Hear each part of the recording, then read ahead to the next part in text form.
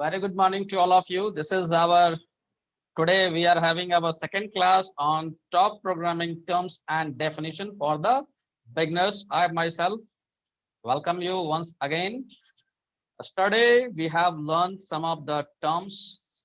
We have seen what is difference between the human interface language and the programming language. कल के दिन में हमने देखा है कि ह्यूमन इंटरफेस लैंग्वेज और प्रोग्रामिंग लैंग्वेज में क्या अंतर है। ह्यूमन इंटरफेस शब्द को यहाँ पर हम लोग सबसे पहले कल समझे थे। ठीक है, तो इंटरफेस का मतलब होता है this is media to interact. ठीक है, media to interact. I am interacting with you people. So between me and you, we have got the interface. This interface is networking. ठीक है, तो जब दो व्यक्ति आपस में बात करते हैं, कम्युनिकेट करते हैं, तो दोनों के बीच में एक जो माध्यम है that is called interface. I have all studied out you. So we have the two form of language, human interface language, and second is the computer interface language. Human interface language, we use human interface language to interact with the human being. When two men are interacting, they use human interface language. These human interface language are of different type: Tamil, Telugu, Kannada, Malayalam, Hindi, Maghi, Bhojpuri, etc. And now the second term, it was of the computer programming language. Computer programming language, when we want to interact with the computer, when we are interacting with the computer, then we use the computer programming language, computer interface language. These languages are also of different types, okay? Like you have previously studied about the HTML, you have previously studied the basic, you have previously studied about, now it's the turn to study the Python. So computer programming language is also of different types. So I hope the basic difference between human interface language and computer programming language is clear to you. And then following to next, we were seeing a study the requirement for the computer programming language, and the requirement we have under requirements we have seen a study till here, till operators we have seen. Okay, we have discussed about the programming environment, we have discussed about the basic syntax, we have discussed about variable, we have discussed about data type, keywords, and basic operators. Okay, so we will recapitulate it one by one today also, so that you may get it revised.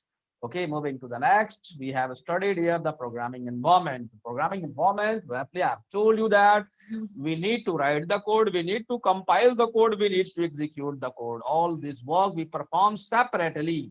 ठीक है, अभी अगर हम कल का example कल का हम ये दिए थे कि अगर मान लो हम HTML का कोड लिखते हैं, when we write the code, HTML code, we write this HTML code in Notepad, where we write notepad.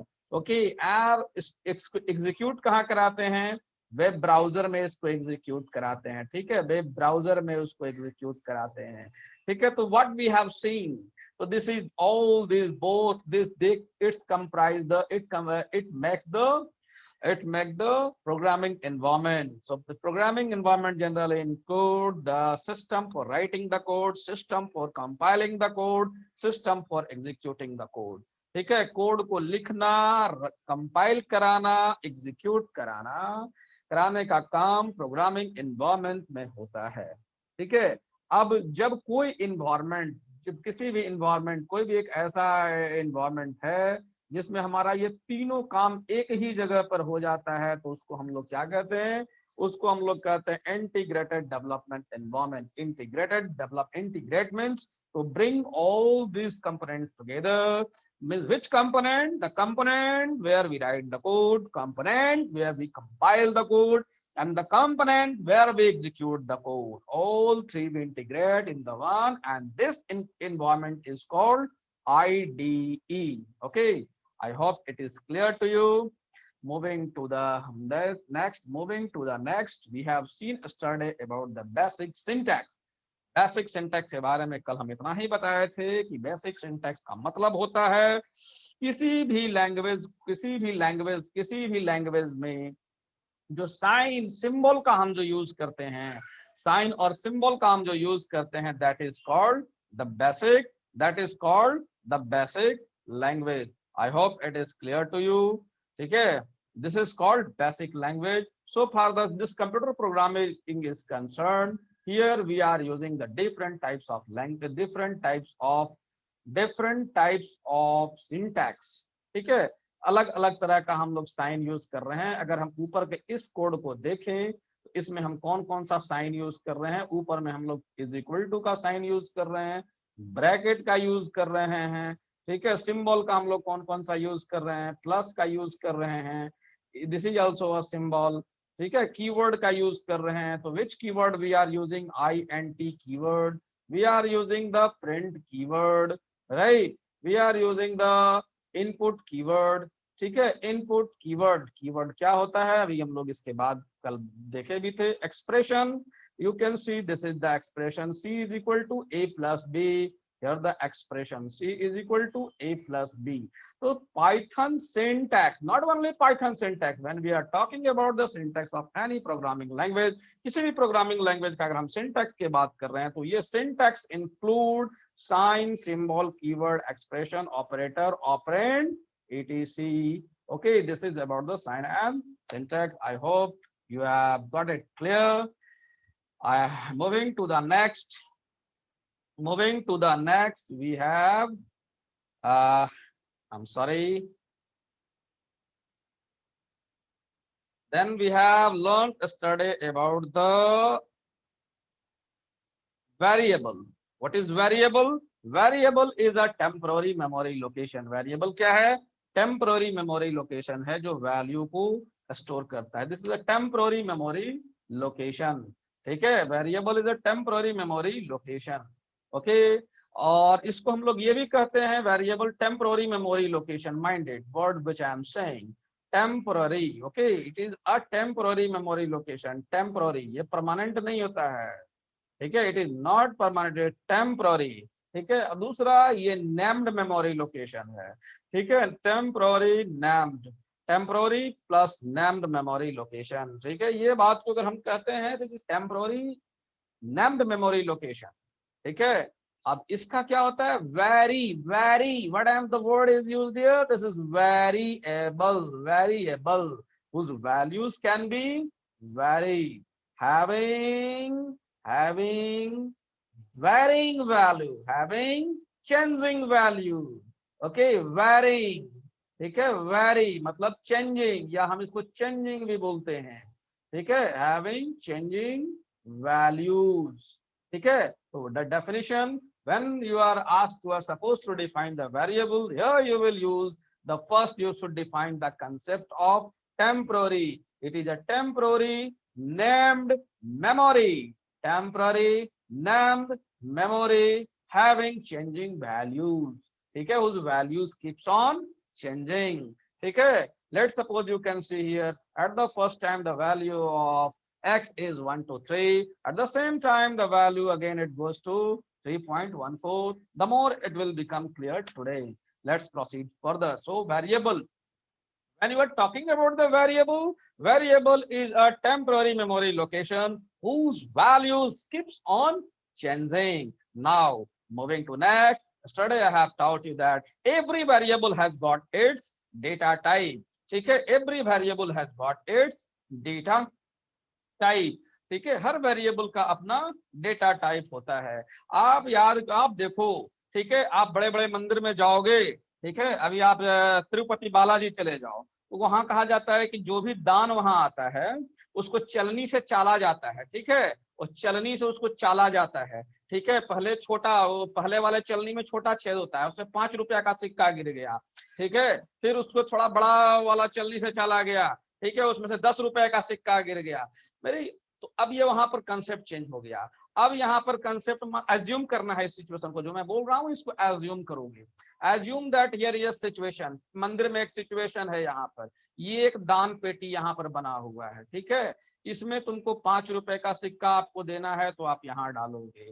ठीक है, अगर आपको 10 रुपए का नोट देना है तो आप यहाँ पर डालोगे. ठीक है, अगर मान लो आपको 100 रुपए का नोट डालना है तो आप यहाँ पर डालोगे.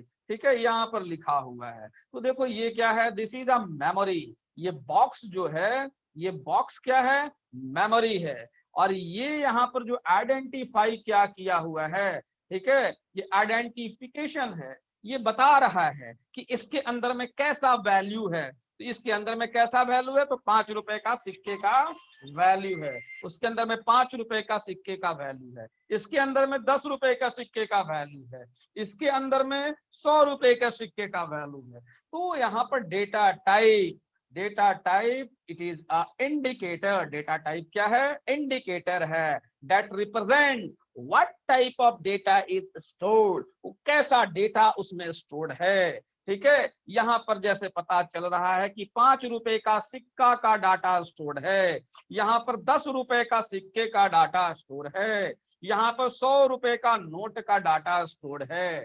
ठीक है, तो मेमोरी के अंदर में क्या स्टोर्ड है, क्या काम करेगा, उससे हम कैसा यूज कर सकते हैं, ये बात हमें किससे पता चलता है, तो डेटा टाइप से पता चलता है। Now come to the definition part of the data type which I have defined you study. As the name indicate, data type represent a type of data which you can process in your computer. ठीक है, कैसा हम उसको process कर सकते हैं। Now data type is of different type, अलग अलग डेटा टाइप होता है। First one is Boolean. Boolean मतलब इसका दो ही वैल्यू होता है, either it may be true or false. Integer, it is float, okay, string, complex, these are the data type. I hope it is clear to you. Let's move next. ठीक है, let's move next. So now you see the program. Here a program is before you. You can see a Python program here. ठीक है, यहाँ पर देखो एक Python का programme लिखा हुआ है, सिंपल पाइथन का प्रोग्राम लिखा हुआ है। देखो यहाँ पर वेरिएबल है ए, ये कौन सा वेरिएबल है, ए। ठीक है, how many variables are here, here variable is A. अब इसका डेटा टाइप क्या है, इसका डेटा टाइप हमारा क्या है, उसको हम देखेंगे। ए का डेटा टाइप यहाँ देखो इंट है, इंटीजर है। ठीक है, उसी तरह से अगर हम देखेंगे कि बी का डेटा टाइप, ठीक है, बी का डेटा टाइप क्या है, तो बी का डेटा टाइप भी इंटीजर है। ठीक है, तो how many variables are here, here you can see pretty well that we have made use of 3 variable, that is A, B and C. अब ए, बी और सी वो कैसा लेवल क्या है उसका, इसका लेवल है इंटीजर, इसका लेवल क्या है, इंटीजर। ठीक है, तो लेवल से क्या पता चल रहा है, तो उसके अंदर में कैसा डेटा है, उस डेटा से हम कैसा यूज कर सकते हैं, what type of data is stored, what operation we can perform on that data, ये हमें पता चला। I hope it is clear, data type ये समझ में आ गया होगा। ठीक है, फिर यहाँ पर एक सिंपल सा एक हम प्रोग्राम बनाकर रखा है। ठीक है, अब यहाँ देखो डेटा टाइप क्लियर हो गया, डेटा टाइप ये क्लियर हो गया। आगे की ओर हम लोग थोड़ा बढ़ते हैं। ठीक है, अब यहाँ पर देखो अगला शब्द यहाँ पर आया है कीवर्ड। ठीक है, व्हाट इज कीवर्ड, कल हम लोग यहाँ तक ही पढ़े थे, आज यहाँ से पढ़ रहे हैं।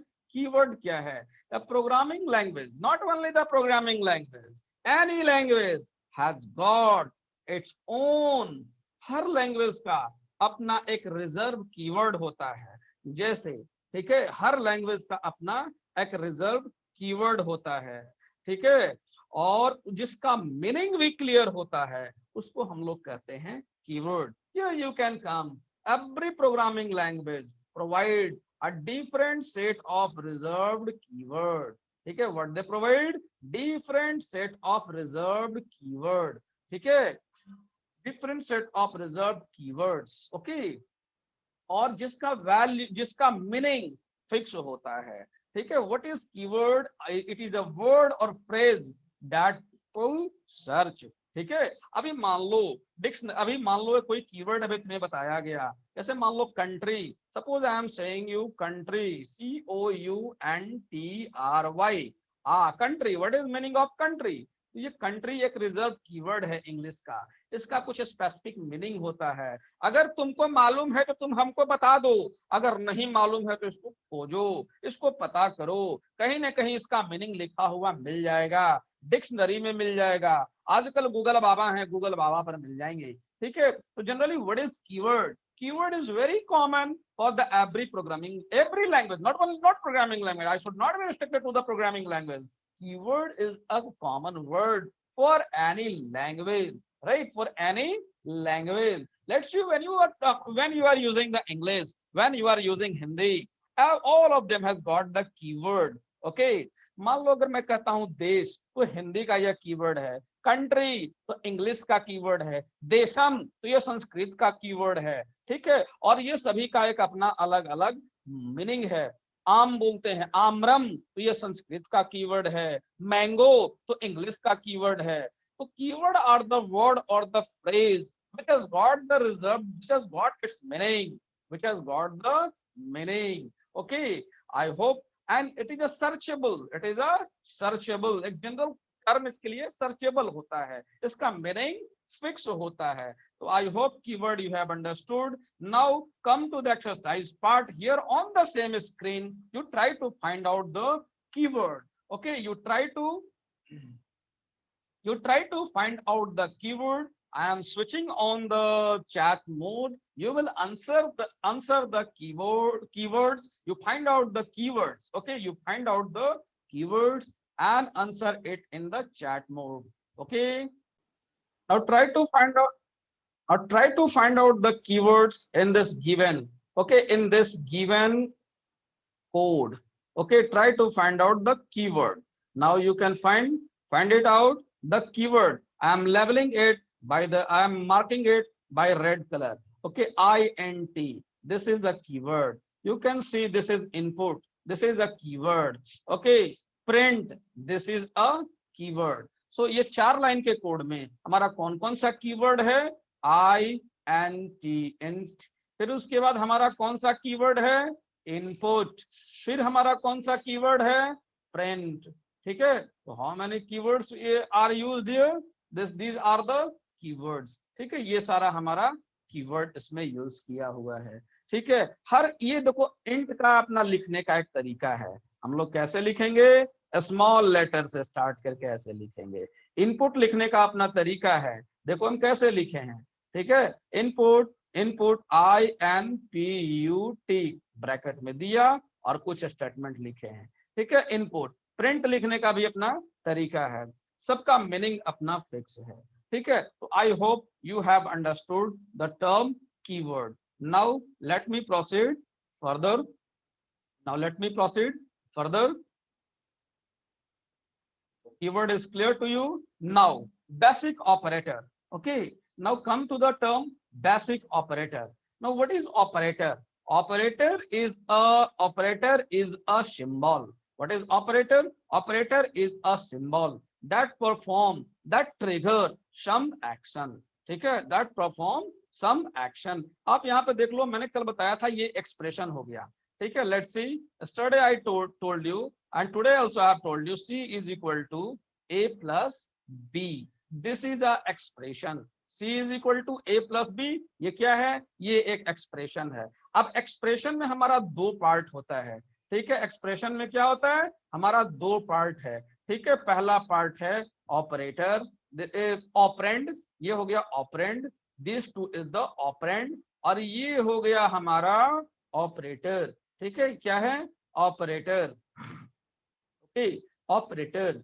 ठीक है, समझ में आ गया। और ये भी हमारा एक ऑपरेटर है, इज इक्वल टू बी है। तो भी हमारा देखो ये ऑपरेटर क्या है? Operator is a symbol. ठीक है, अब ये सिंबल ऐसा प्लस भी हो, प्लस है, माइनस है, मल्टीप्लाई है, डिवाइड है, परसेंटेज है, इज इक्वल टू है, ठीक है, less than, greater, all these symbols you can see here, right? All these symbols you can see here. So what is operator? Operator is a symbols that trigger some of the operation. वो क्या करता है? That trigger some of the operation. वो कुछ ना कुछ काम को ट्रिगर करता है, कुछ ना कुछ काम को करता है। अगर बात का माने, अगर हम यहाँ पर समझे कि अगर मान लो हम यहाँ पर लिखे हैं C is equal to A plus B, तो ये A प्लस, यहाँ पर जो ऑपरेटर हम यूज कर रहे हैं दिस इज प्लस ऑपरेटर। ये कौन सा काम करेगा? तो ये दोनों के वैल्यू को,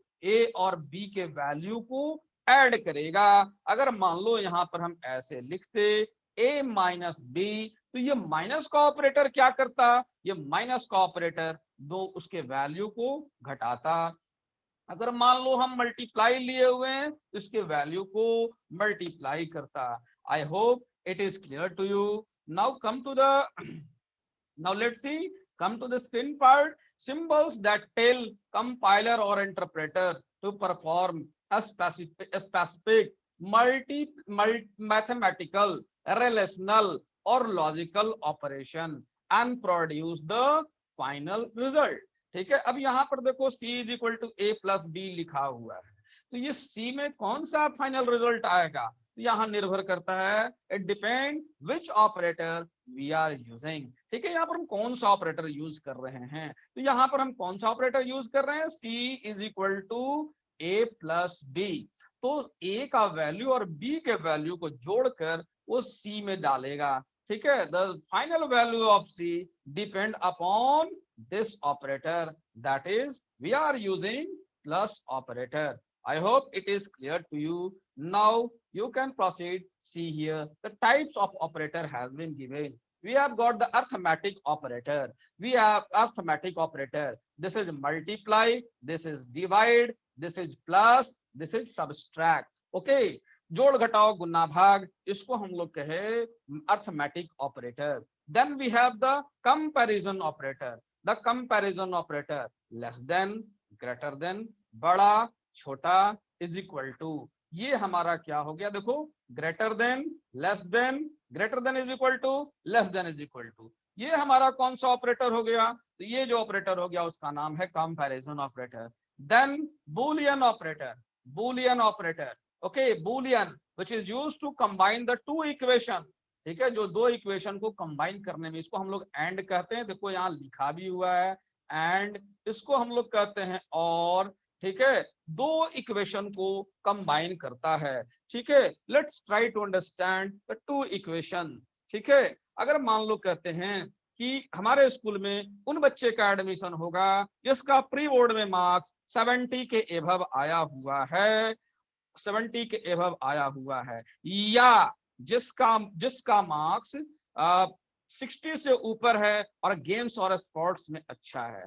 तो हमारा देखो इक्वेशन क्या है, हमारा इक्वेशन है कि जिसका 60 से एबव है और एंड, एक तो कंडीशन ये है कि 60 से एबव होना चाहिए, दूसरा क्या होना चाहिए, जो गेम्स एंड स्पोर्ट्स जिसका होना चाहिए, गेम्स में बढ़िया होना। तो how many equations are here, here we have got one equation that he must have the marks greater than 60. The second equation is that he should be good in the game. तो ये हमारा Boolean operator हमारा जो है ये क्या करता है, इक्वेशन को कंबाइन करता है और फाइनल वैल्यूज का प्रोड्यूस करता है।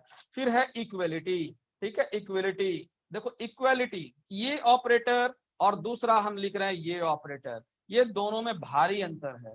ठीक है, बात को यहाँ पर से देखो, let me clear the screen then I will make you understand. ठीक है, there is vast difference between 1 is equal to and double is equal to, this is called comparison operator. इसको हम लोग क्या कहते हैं, comparison, comparison, okay, this is called comparison operator, मतलब तुलना करता है। जैसे हमें लिखना है कि if A is equal to B, तो हम ऐसे लिखेंगे, ए बी के बराबर है तो हम ऐसे लिखेंगे ए इज इक्वल टू बी, ये चेक कर रहा है। मगर अगर हम लिखते हैं ए इज इक्वल टू बी, तो इसका देखो LHS और RHS, this is the LHS part and this is RHS part, मतलब बी का वैल्यू को हम ए को दे रहे हैं। Single is equal to means it is assignment operator and double is equal to means it is comparison operator. ठीक है, single is equal to means it is assignment operator, okay, it is assignment operator, and double is equal to mean it is the comparison operator. I hope it is clear to you. Now moving to the next, time is going to be up, and moving to the next, now we will see the next. Now we have the next topic, decision making plus loop. You can see here what I have said, decision making plus loop. This is called two topics, decision making plus loop is equal to programming construct. So we have got the three programming construct. We have got the three programming construct. देखो क्या होता है कि कुछ काम को हम ऐसे कहते हैं कि पहले ये काम करना है, फिर ये काम, पहला सुबह उठना है, फिर उसके बाद सुबह उठकर फ्रेश होना है, फिर उसके बाद नाश्ता करना है, फिर पढ़ना है, फिर खेलने जाना है, फिर उसके बाद घर आकर सो जाना है। सीक्वेंस बना हुआ है, ठीक है। सोमवार, मंगलवार, बुधवार, शुक्रवार, शनिवार, ये सीक्वेंस हमारा बना हुआ है, ठीक है। सीक्वेंस बना हुआ है हमारा, किसी भी चीज का सीक्वेंस बना हुआ है। पहले ये काम, फिर ये काम, फिर ये काम, फिर ये काम, फिर ये काम, ठीक है। हमारा सीक्वेंस बना हुआ है, वो सीक्वेंस को तोड़ेंगे नहीं, ठीक है। बच्चा जन्म लिया, उसके बाद एडल्ट हुआ, बूढ़ा हुआ, and goes to the birth. जन्म हुआ, बच्चा जन्म हुआ, एडल्ट हुआ, यंग हुआ, ओल्ड एज आया, एंड डेथ हुआ। एक सीक्वेंस बना हुआ है सीक्वेंस एक बना हुआ है, आई एम सॉरी, ठीक है। दूसरा हमारा होता है, दूसरा जो हम पहले काम बोले उसमें होता है कि मान लो सुबह हुआ, हम सोकर उठे, फिर सोकर उठे, ब्रश, फ्रेश हुए, फ्रेश होने के बाद ब्रेकफास्ट लिए, ब्रेकफास्ट लेने के बाद पढ़ाई किए। मन हुआ, अगर खेलने का मन किया तो खेलने गए, नहीं खेलने का मतलब देयर इज अ कंडीशन। यहाँ पर क्या है, कंडीशन है, कंडीशन है, ठीक है। और तीसरा हमारा होता है कि किसी भी काम को हम बार बार करते हैं। दुनिया में बच्चों 3 तरह का काम होता है। कुछ काम सीक्वेंस में सॉल्व होता है, और कुछ काम लॉजिकल होता है, जहां पर इफ एल्स होता है, सिलेक्शन होता है, ठीक है, कि ये काम करना चाहिए, ये काम नहीं करना चाहिए। तीसरा काम होता है कि जो हम काम को बार बार करते हैं, रोज रोज करते हैं, रोज सुबह उठते हैं, स्कूल पहुंच जाते हैं, रोज सुबह उठते हैं, स्कूल पहुंच जाते हैं, रोज सुबह उठते हैं, sequence repetition. So I hope it will become more clear to you.